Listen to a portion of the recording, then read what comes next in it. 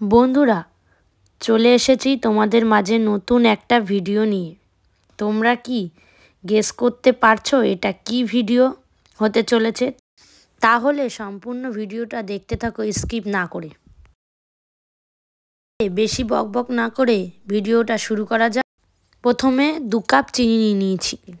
চিনিটা নিয়ে মিক্সিতে দিয়ে নিয়েছি। এবার ভালো করে পেস্ট করে নেব।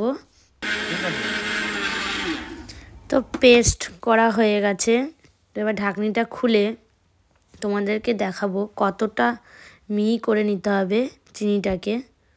তো দেখো একদম পুরো মিহি করে নিয়েছি।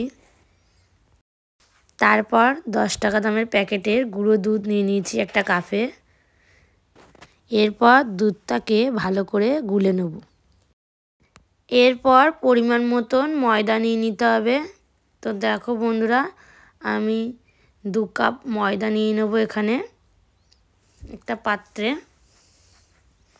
তো 2 কাপ ময়দা নেওয়া হয়ে গেছে।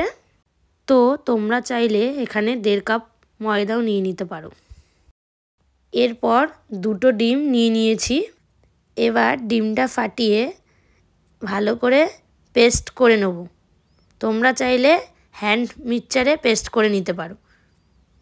তো আমি এখানে হ্যান্ড মিক্সচারটা নিলাম না, হাত দিয়েই চামচ দিয়ে ফাটিয়ে নিলাম।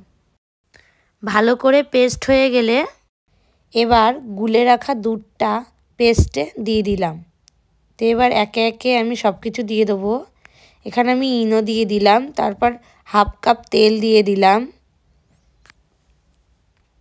এবার আমি মিক্সিতে গুঁড়ো করে রাখা চিনিটা দিয়ে অন্তত 10-15 মিনিট ভালো করে ফেটে নেব। ফেটে নেওয়ার পর একটা বাটিতে তেল দিয়ে কাগজটাকে আটকে নিলাম। তো এবার মিক্সড করা জিনিসটা আমি বাটিতে নিয়ে নেব। উপকরণটা নিয়ে নেওয়ার পর বাটিতে আমি একে একে কাজু, কিশমিশ, পেস্তা বাদাম দিয়ে দিলাম। তারপর আমি গ্যাসে একটা ননস্টিক কড়াইয়ের উপর একটা স্ট্যান্ড দিয়ে তারপর বাটিটা বসিয়ে নেব। তো বাটিটা বসানো হয়ে গেলে ঢেকে দেবো একটা পাত্র দিয়ে। এবার গ্যাসটা লো ফ্লেমে দিয়ে আধা ঘন্টা রেখে দেবো। তারপর ঢাকনা খুলে কেকটাকে বের করে নিলাম। দেখো কেকটা কত সুন্দর দেখাচ্ছে। তো আজকে এইটুকুই, পরে নেক্সট ভিডিও নিয়ে আসবো। জানি না কতটা ভালো হয়েছে। তোমাদের ভালো লাগলে অবশ্যই কমেন্ট করে জানাও।